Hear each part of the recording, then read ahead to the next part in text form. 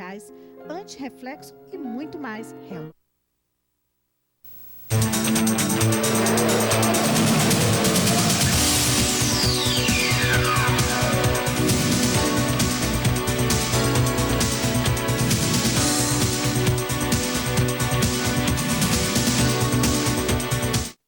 TV Cidade Imperial, muito mais Petrópolis. Apoio Social, Academia Buddy Club, Rua Professor Pinto Ferreira, número 22, Centro. Telefone 2242-6226. Apoio Social, Mário e Fábio Cabeleireiros, Rua do Imperador 102, Sobreloja 2. Telefone 2244-9571. No mundo, há dinheiro suficiente para suprir as necessidades de todos, mas não há dinheiro suficiente para suprir a ganância de poucos. Colabore com o Grupo Assistencial SOS Vida. Banco do Brasil, conta corrente 1587, meia, dígito 3, agência 0080, dígito 9. Participe!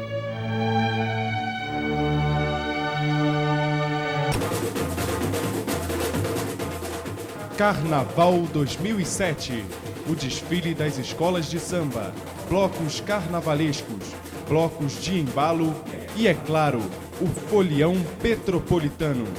Carnaval 2007 é na TV Cidade Imperial, o Carnaval do Povo.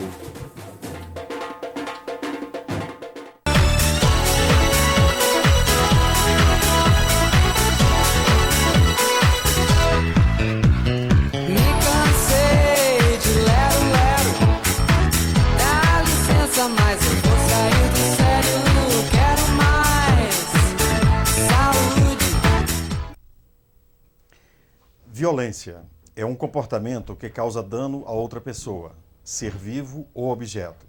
Nega-se a autonomia, integridade física ou psicológica e mesmo a vida do outro. É o uso excessivo de força, além do necessário ou esperado.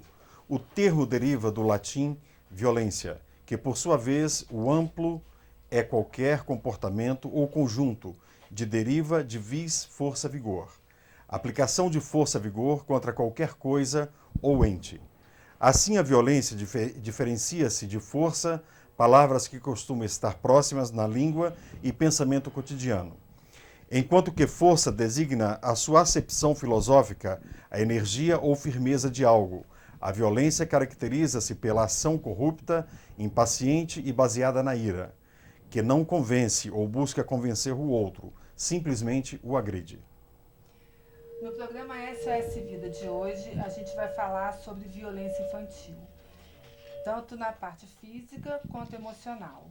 E para nos ajudar a esclarecer, nós convidamos aqui o Dr. Marcelo Botelho, comissário de Justiça Efetivo da Vara da Infância e da Juventude e do Idoso de Petrópolis.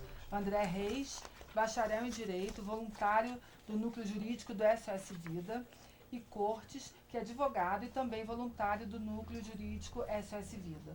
O Núcleo Jurídico do SOS Vida foi inaugurado sexta-feira passada agora e ele tem como objetivo, é melhor vocês esclarecerem, né? Claro. Bom, o objetivo principal do Núcleo SOS Vida, com relação ao Núcleo Jurídico, é dar atendimento aos assistidos do Núcleo e principalmente à comunidade carente. Lá nós vamos atender área civil, trabalhista, família, enfim, toda a área possível do direito que ela possa abranger. E mais, o núcleo existe já há 8 anos, começando com o Dr. Luiz Fernando e hoje com a coordenação da doutora Rosângela. Foi um acontecimento, né, Elisa, social. Nós tivemos a presença de várias autoridades, os convidados, cerca de 60 pessoas. Foi bastante prestigiado, né, a inauguração. Vai dar o número. Sim, está funcionando na Rua Frei Luiz, número 40. O telefone é 2245-0322, inicialmente o mesmo telefone do SOS Vida, onde poderá agendar as informações. Os horários de atendimento é de segunda a sexta-feira, de 9h30 às 17h30. Agora, daqui a pouquinho, a gente vai saber o que um comissário da Justiça faz. Logo depois do intervalo, tá? Não sai daí. Quero mais saúde. Carnaval 2007, o desfile das escolas de samba, blocos carnavalescos, blocos de embalo e, é claro, o folião petropolitano. Carnaval 2007 é na TV Cidade Imperial, o Carnaval do Povo.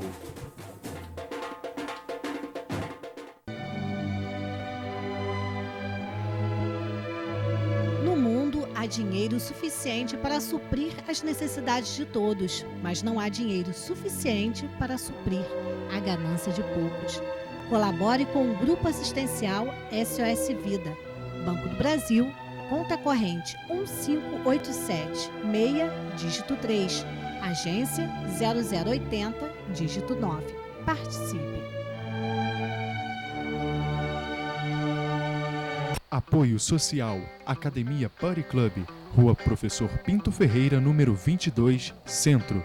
Telefone 2242-6226. Apoio Social Mário e Fábio Cabeleireiros, Rua do Imperador 102, Sobreloja 2. Telefone 2244-9571. Quero mais saúde. Estamos de volta com o programa SOS Vida Saúde, aqui pela TV Cidade Imperial. Hoje com o tema Violência Infantil. Conosco no estúdio o Dr. Marcelo Botelho, que é comissário de Justiça Efetivo, Vara da Infância e Juventude e do Idoso de Petrópolis, bacharel em Direito pela UCP, professor de vários cursos preparatórios para ingresso no Tribunal de Justiça, exerce funções no Tribunal de Justiça do Estado do Rio de Janeiro desde o ano de 2002, junto à Vara da Infância e da Juventude e do Idoso da Comarca de Petrópolis. Também conosco o bacharel em Direito André Reis, que é voluntário do Núcleo Jurídico do SOS Vida, e o Dr. Cortes, que também é advogado, voluntário do Grupo Assistencial SOS Vida do Núcleo Jurídico. A partir de agora, você pode telefonar para a gente, deixar sua pergunta dos nossos convidados, que a gente vai ter o maior prazer em responder. O telefone daqui é 2247-6428. Como eu falei, o doutor Marcelo vai explicar para a gente o que um comissário da Justiça faz, né, doutor Marcelo? Boa noite a todos, aos telespectadores. Bom, inicialmente eu gostaria de esclarecer o que é a Vara da Infância e da Juventude e do Idoso.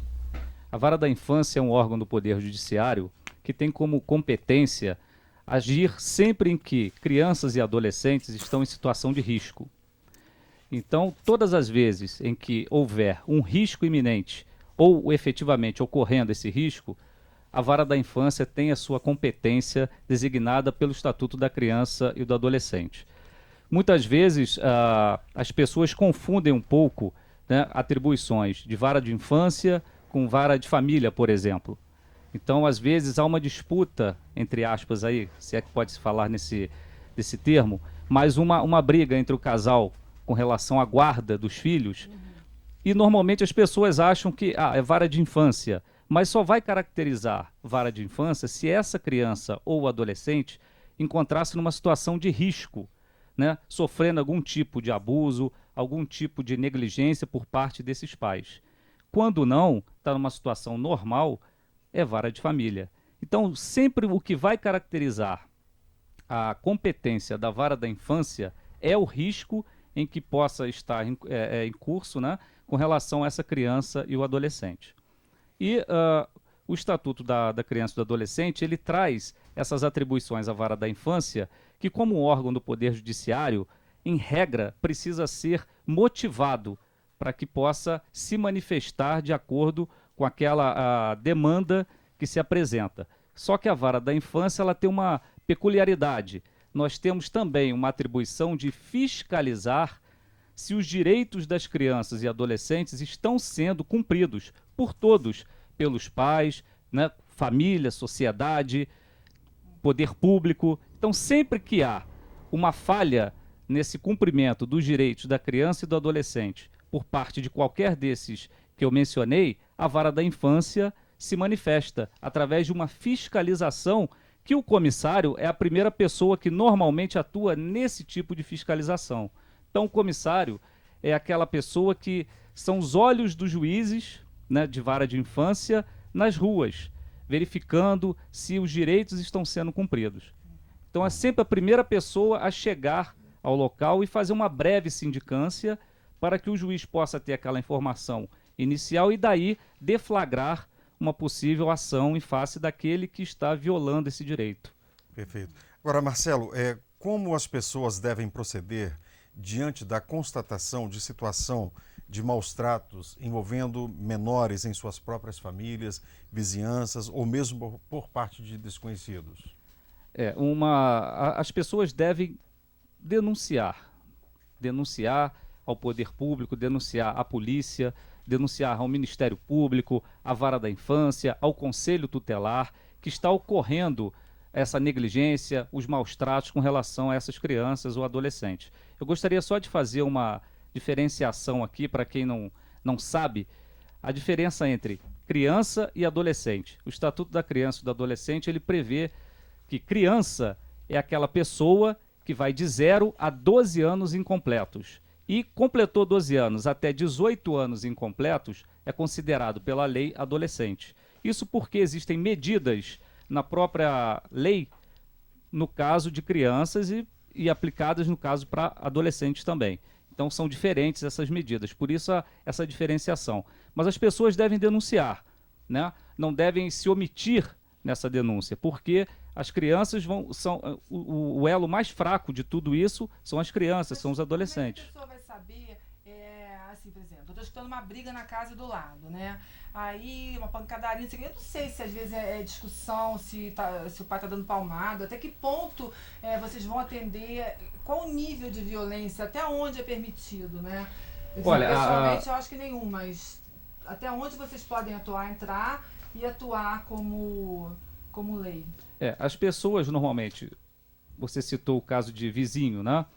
Normalmente o vizinho já conhece o comportamento do outro, já sabe se ele faz uma ingestão de bebida alcoólica, se já é uma pessoa violenta por natureza, então você já tem um antecedente dessa pessoa. Agora, denunciando o fato, se a coisa está bastante grave, você está percebendo a questão de gravidade é muito subjetiva. A pessoa pode achar que não é tão grave uma coisa que está ocorrendo e, na verdade, é uma coisa grave. Nós não podemos nos omitir. Nós temos que investigar. Né? Há indício que está havendo algum tipo de violência com relação a essas crianças ou adolescentes, nós não podemos nos omitir. Nós vamos investigar isso. Né? Por quê? Porque pode ser que realmente esteja acontecendo a violência, ainda que a pessoa ache que não seja uma violência, se é que pode se dizer grave ou menos grave, né? Mas a gente não pode se omitir. Nós temos que ir verificar e, dependendo da situação, ou a gente retira essa criança da casa ou afasta o agressor da casa, que o certo é afastar esse agressor. Porque senão você afasta a criança, está punindo a própria criança, tirar do seu lar. Nós temos que tirar o agressor. Mas num primeiro momento, nem sempre isso é possível. Então a gente afasta momentaneamente essa criança, deixa com o familiar e, se não houver possibilidade, num caso extremo e excepcional, o abrigo, provisoriamente, até que se apure a veracidade desses fatos, para que possa então haver uma deflagração de um processo, de uma medida que o Ministério Público, ciente disso, vai conduzir.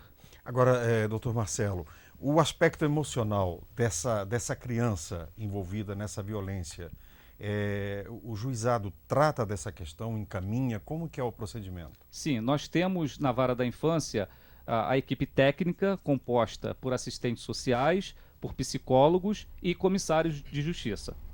Essas pessoas, cada um dentro da sua área, vai atuar no momento oportuno, de acordo com a determinação do juiz, ou com o pedido do Ministério Público para que seja feita aquela intervenção. Então, eles são acompanhados por um determinado tempo e o prosseguimento desse acompanhamento, muitas vezes, é feito através da própria rede de apoio municipal. Né? Nós temos o CAPSI, que faz esse acompanhamento, e nós temos pessoas também voluntárias que podem nos ajudar lá na Vara da Infância, como psicólogos. Nós temos, inclusive, um psicólogo que trata dessas crianças, muitas vezes, quando nós encaminhamos para ele pratica um tipo de terapia chamado ecoterapia com essas crianças, enfim. Nós temos esse suporte com cavalos. Isso. Cavalos que você isso. Então nós temos toda uma equipe técnica para que possa ser feito um trabalho de suporte com essa família e com essa criança. Doutor, o senhor comentou que vocês são os primeiros a chegar. O senhor comentou que vocês são os primeiros a chegarem no local quando tem iminência de perigo contra um menor. Chegando lá, cessou esse perigo, vocês têm autoridade de entrar na casa mesmo sem mandado? Veja bem, nós temos na verdade nós vamos lá por determinação judicial, né? Muitas vezes não há tempo nem mesmo de haver essa determinação por escrito. O juiz determina que se vá, nós vamos verificar a situação. Normalmente as pessoas nos recebem muito bem, porque sabe que a vara da infância ela está ali para ajudar. Então as pessoas normalmente nos recebem muito bem. Agora, se a pessoa se recusa a permitir a entrada, particularmente eu nunca forcei essa entrada, né? Eu faço comunicação ao juiz, eu faço no meu relatório depois. Agora, claro que se nós estivermos naquele flagrante, havendo a situação, não haveria nessa necessidade, né? Então a gente age de acordo com aquela situação. Até porque teria um bem maior a proteger. Sem dúvida. Conflito de interesse. Sem dúvida. Prevalece, nesse caso, o interesse maior que é da criança. Né? Agora, veja bem, Marcelo, o que nos motivou até a trazer este tema para o nosso público foi a volta às aulas. E com relação, nós estamos falando de violência doméstica. E se tiver alguma violência em escola, alguma situação parecida assim, o juizado também age? Como que é o comportamento? O juizado também age, como age também o Conselho Tutelar, como normalmente age, e age muito bem aqui em Petrópolis também, a Guarda Municipal, que tem a ronda escolar, que faz esse trabalho junto às escolas. Então, há uma integração muito grande com relação a esses órgãos que atuam, né, na problemática da criança e do adolescente. E normalmente as diretoras de escola, os professores nos procuram a Guarda Municipal para que esse trabalho seja feito. Então a gente vai à escola, eu até comentava anteriormente aqui em off, que nós fazemos palestras nas escolas, orientando o corpo docente, discente das escolas. Os pais normalmente são chamados também para que a gente possa passar para eles quais são os seus direitos, quais são os seus deveres, para que a gente possa estar falando a mesma linguagem. Mas normalmente chama, a vara da infância atende. Agora me diz uma coisa, doutor Marcelo, porque a violência, né, que a gente escuta o grito, que a gente escuta o choro, e aquela violência velada, que a gente é o terror psicológico, né, são as ameaças, né? Agora eu vi ontem, não sei se vocês chegaram a ver, da mãe que trancou a advogada, né, Sim. que trancafiou as filhas, três filhas durante 7 anos dentro do, quer dizer, dentro de um porão, de uma casa, sei lá, é um monstro de uma mulher, quer dizer, a gente não, foi em qual país mesmo? Depende. Eu acho que foi nos Estados Unidos, né? Não, acho que foi Irlanda, alguma coisa assim. Foi fora. Salvo a melhor juízo, acho que foi a Alemanha. Alemanha? Eu acho que independe, na verdade, a violência independe da situação social, independe da cultura, independe de raça, independe de tudo. Eu acho que é uma coisa muito mais patológica, né, do ser humano, porque eu vi meu pai batendo, tem pessoas que, nossa, porque meu pai me bateu, eu jamais vou bater em alguém. Tem outras que justificam, né? Eu apanhei a vida inteira, então eu vou bater também. Quer dizer, na verdade, isso é do ser humano, é patológico, né? Essa violência velada, como é que vocês fazem? Essa talvez seja a mais difícil de se identificar no primeiro momento. Para isso nós temos todo um corpo de profissionais, principalmente os psicólogos que vão atuar nessa situação, mas os pais, agindo dessa forma, eles estão descumprindo, né, os seus deveres do poder familiar. Né? Então existem as medidas judiciais previstas não só no Estatuto da Criança e do Adolescente, mas o Código Civil faz a menção a respeito do poder familiar, das atribuições, né? No sentido de que compete aos pais, né? É dever dos pais educar, sustentar e proteger os seus filhos. Então, tudo isso vai ser verificado. Quando o pai, agora eu vou perguntar para os advogados ali também, e quando o pai não protege, não como é que se chama? Não cuida dos filhos. O que acontece com esses pais? Eu não cuido do meu filho, eu não ajudo em nada, não dou estudo, eu quero que se dane. O que a gente faz com um pai desses? Principalmente, é responsabilidade dos pais. Mas o diploma legal específico, que é o Estatuto da Criança e do Adolescente, ela atribui a toda a sociedade. Então, quando falou-se aqui sobre a violência velada, quando falou-se, por exemplo, do vizinho que escuta-se barulho e frequentemente, independente disso, a lei atribui a toda a sociedade, não somente às autoridades, a responsabilidade. Daí é que cada um de nós somos responsáveis por que se faça cumprir o Estatuto da Criança. E vejam uma coisa, aqui não se trata de querer colocar fora o princípio da isonomia, aquele que torna todos iguais. Na verdade, esse diploma, o Estatuto da Criança, veio trazendo uma grande novidade. Trata-se de uma ação afirmativa. Por quê? Porque o menor, que não pode estar em juízo, não pode reclamar o seu direito, a lei atribui um tratamento totalmente especial para que qualquer um tenha o poder de representá-lo ante os órgãos públicos encarregados de aplicar o direito. Uhum. Entendi. Então, quer dizer, toda a sociedade, nós devemos nos mobilizar, né, como eu estava falando, e atuar nesses casos também. E até porque a violência, ela sempre na sociedade, ela sempre foi reprovada. Veja só, quando o homem, nos primórdios, procurou agregar-se, e o ser humano é gregário, uma das coisas que o levou a isso foi buscar uma proteção, a vida em grupo, para proteger, mas o grupo protegendo a si mesmo. No final da primeira metade do século XIII, com a Carta Magna, conquistou-se a primeira garantia, que foi a da liberdade, conhecido como direito de primeira geração. Daí até os direitos de terceira geração de igualdade, passou a história da humanidade por etapas sucessivas, cada vez mais aprimorando. Mas isso não foi suficiente, como hoje não é suficiente. Daí o ordenamento jurídico brasileiro procurar atrelar essas garantias e a proteção à violência da vida em sociedade, dando essa garantia através do Estatuto da Criança. E veja que não ficou somente na criança. Nós podemos observar também que com o advento da lei, a Lei Maria da Penha, se não for suficiente pegá-lo para proteger a violência pelo Estatuto da Criança, pega-se pela violência familiar, lançada, ou melhor, editada agora... 11.340. Eu acho que é 11.340, 11.342. Então, a mente do legislador, o princípio do ordenamento jurídico foi exatamente proteger a criança e atribuir essa responsabilidade a todos os membros da sociedade indistintamente. Uhum. Então a questão, o vizinho denunciar, o professor denunciar, o pipoqueiro denunciar qualquer violência... Está previsto na legislação. Está previsto. O abandono é uma violência, não é? A questão é que a sociedade tem a obrigação, as autoridades têm o dever de cumprir.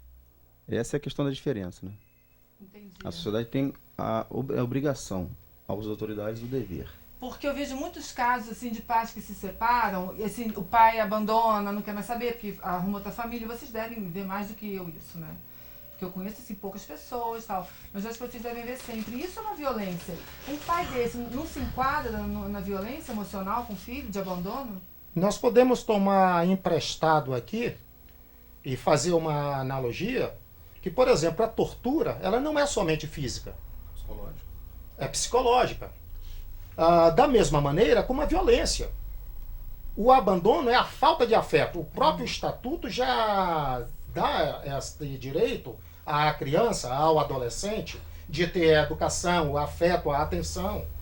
Então, não se trata apenas de violência física, mas também até a violência moral. Eu não posso, por exemplo, ter uma criança que, tendo todos os bens materiais, mas que não tenha um apoio moral. Ou ainda que Dr. seja... Cortes, sim, só conclui que nós temos ao vivo uma participação. Você quer concluir? Conclui depois. Boa noite. Alô? Boa noite. Boa noite, pois não, senhora? Eu gostaria de saber se realmente a cultura de um povo não influi na violência infantil, porque até pelo menos muito pouco tempo na Inglaterra a criança era educada de uma forma com muita violência. Eu não sei se isso ainda acontece, mas sempre me pareceu um costume lá. Perfeito. O nome da senhora? É Cecília. A senhora fala de onde, dona Cecília? Valparaíso. Tá, obrigado pela. Muito obrigada. Vamos tentar responder. Obrigado pela sua Boa participação. noite. Eu entendo que até bem pouco tempo, talvez gerações dos meus pais, dos meus avós, havia também aqui no Brasil essa cultura de violência, de reprimir o filho de uma forma violenta, né, colocando ajoelhado no milho, com o rosto voltado para a parede. Inclusive eu fui fazer uma palestra numa escola e um pai de um aluno me fez essa pergunta. No meu tempo, né, ele fez essa colocação, melhor dizendo, no meu tempo, meu pai me colocava ajoelhado no milho de frente para a parede. Aí eu perguntei a ele, o senhor tinha respeito ou medo do seu pai? Nós temos que ter respeito pelos nossos pais. E respeito não se adquire com violência, se adquire com inteligência, com diálogo. E o que mais falta hoje nas famílias, pelo menos que nós temos acompanhado lá pela Vara da Infância, é o diálogo. Os pais não conversam com os filhos, os pais não conversam entre si os problemas dos seus filhos. Nós vamos às escolas, 99% das pessoas que comparecem, dos responsáveis pelos alunos, são as mulheres. Os homens não vão. Vão quando se sorteia uma cesta básica, se faz algum bingo, alguma coisa, para motivar essas pessoas a comparecerem para resolver um problema que é de seus filhos. A sua responsabilidade. Então, nós temos que incutir na cabeça das pessoas justamente isso, é que nós temos que conversar com os nossos filhos, nós temos que conhecer o filho que nós temos, e eles conhecerem o pai e a mãe que eles têm, para que nós possamos falar a mesma linguagem dentro de casa, nós temos que ter sintonia dentro da casa. E ele vai refletir na rua aquilo que ele vê em casa. Olha só, o que a Cecília falou, eu acho que procede muito, porque a Inglaterra, a gente conhece a Inglaterra por crimes até desde Jack o Estripador, a gente sempre escutou falar nos grandes assassinos, são coisas assim frias, e é o país, eu acho que tem maior índice de suicídio no mundo, é a Inglaterra, né? É tudo muito por debaixo do pano, desde a época vitoriana. Eu acho que procede sim pela educação.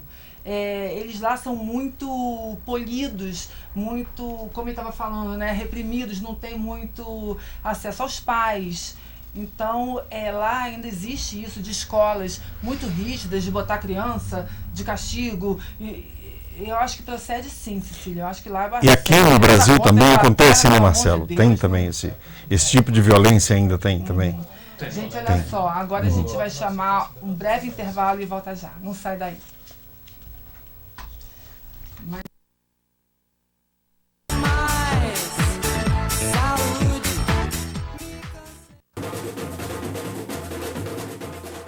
Carnaval 2007, o desfile das escolas de samba, blocos carnavalescos, blocos de embalo e, é claro, o folião petropolitano. Carnaval 2007 é na TV Cidade Imperial, o Carnaval do Povo.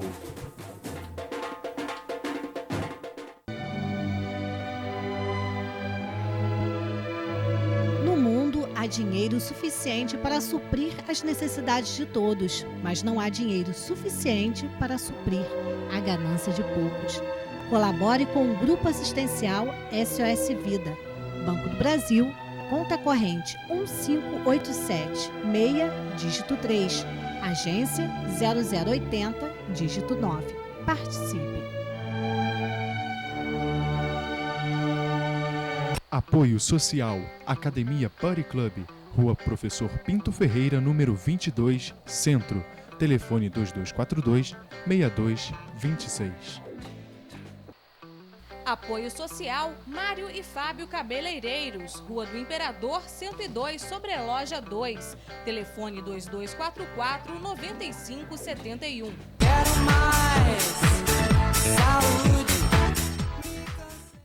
Porque eu estou conversando aqui, não tem nada, é um país lindíssimo, a Inglaterra, o interior da Inglaterra é maravilhoso, assim, um sonho, as pessoas são ótimas, tal. Não tem nada contra a Inglaterra, mas isso é fato mesmo da repressão. Aí o doutor André quer falar, né, a respeito disso, complementar. É que a dona Cecília